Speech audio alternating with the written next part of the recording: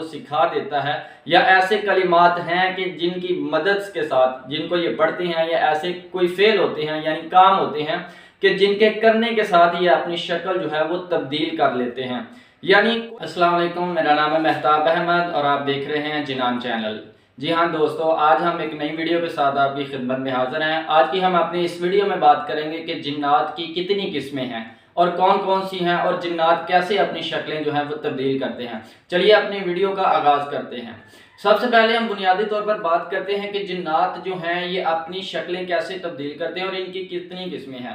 اس کے حوالے سے سب سے پہلے ہم اس بات کی طرف جاتے ہیں کہ جنات کی جو قسمیں ہیں وہ قرآن اور حدیث میں کتنی واضح طور پر بیان کی گئی ہیں۔ تو اس حوالے سے نبی پاک صلی اللہ علیہ وسلم کی ایک حدیث مبارکہ ہے کہ نبی پاک صلی اللہ علیہ وسلم نے فرمایا کہ جنات کی بنیادی طور پر 3 قسمیں ہیں۔ جی ہاں دوستو، جنات کی 3 قسمیں ہیں، جن میں سے ایک سب سے پہلی قسم جو ہے وہ فضا میں اڑنے والے ہیں، یعنی فضا میں پرواز کرتے ہیں۔ ان میں سے دوسری قسم جو ہے جو کیڑوں مکوڑوں کی، سانپ اور بچھوؤں کی شکل میں انسان کی زندگی میں انسان کو نظر آتے رہتے ہیں۔ اور تیسری قسم ان میں سے جو ہے وہ سب سے زیادہ خطرناک ہے، جس کا انسان کو سب سے زیادہ سامنا کرنا پڑتا ہے۔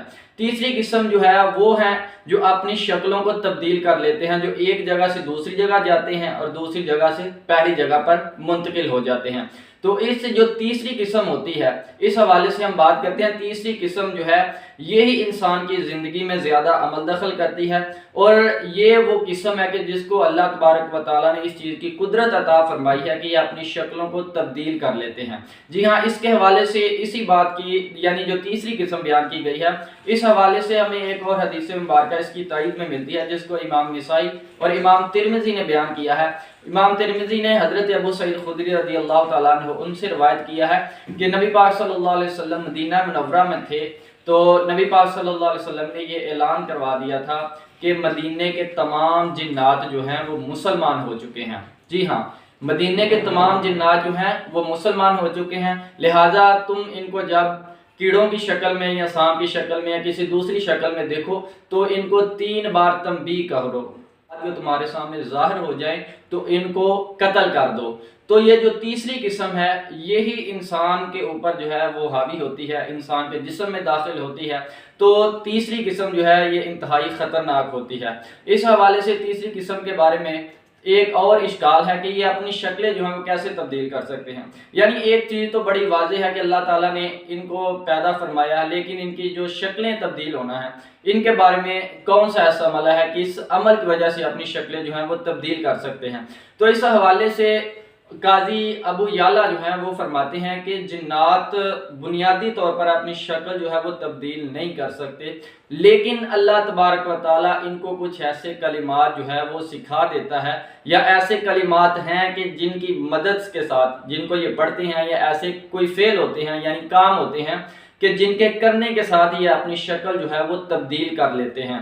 یعنی کوئی بھی ایسا کلمہ جو اللہ تبارک و تعالیٰ ان کو سکھا دیتا ہے، اس کلمے کے ساتھ جو ہے وہ اپنی شکلیں جو ہیں یہ تبدیل کر لیتے ہیں۔ اب آتے ہیں اگلی بات کی طرف۔ بعض اوقات حدیث مبارکہ میں کالا جو کتا ہوتا ہے، جو کالے رنگ کا کتا ہوتا ہے، وہ بھی جو ہے یہ جنات کی قسم میں سے ہے۔ حدیث میں واضح طور پر اس کے الفاظ جو ہیں یہ موجود ہیں، اور یہ جو کالے کتے ہوتے ہیں یا سانپ وغیرہ ہوتے ہیں، یہ بھی جنات کی قسم میں سے ہیں۔ تو اس حوالے سے جو کالا کتا ہوتا ہے بنیادی طور پر اس حدیث مبارکہ میں ہے کہ جو کالا کتا ہوتا ہے اگر وہ کسی نمازی کے آگے سے گزر جاتا ہے تو نمازی کی نماز جو ہے وہ فاسد ہو جاتی ہے، یعنی اس کا خشوع اور اس کا خضوع جو ہے وہ ختم ہو جاتا ہے۔ اس کی کیا وجہ ہے؟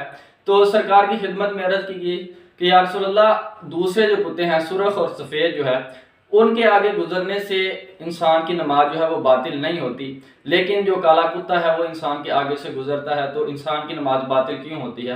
تو سرکار علیہ السلام نے فرمایا یہ چونکہ شیطان کی قسم میں سے ہیں، اس وجہ سے جب تم کبھی اس کالے کتے کو دیکھو تو ان کو قتل کر دو۔ بعض میں امام جلال الدین سیوطی نے امام جلال الدین سیوطی جو ہیں اس حدیث کی تفسیر کے اندر یہ بات بیان کرتے ہیں کہ دراصل کتے جو ہیں یہ کتوں کی نسل میں سے ہی ہوتے ہیں، لیکن سرکار کا جو فرمان ہے اس کا مطلب یہ ہے کہ چونکہ یہ انسان کے لیے فائدہ مند کم ہوتے ہیں اور انسان کو نقصان جو ہے وہ زیادہ پہنچاتے ہیں، تو اس وجہ سے ان کو جنات اور شیطانوں کے ساتھ تشبیہ دی گئی ہے۔ تو آج کی ہماری اس ویڈیو میں بس اتنا ہی. امید ہے آپ کو یہ ویڈیو پسند آئی ہوگی. مزید اس طرح کی ویڈیو دیکھنے کے لیے ہمارے اس چینل کو ضرور سبسکرائب کریں, بیل آئیکن کے بٹن کو ضرور کلک کریں, ہماری اس ویڈیو کو لائک اور شیئر کریں. ملتے ہیں اگلی ویڈیو میں, تب تک کے لیے اجازت دیجیے. السلام علیکم.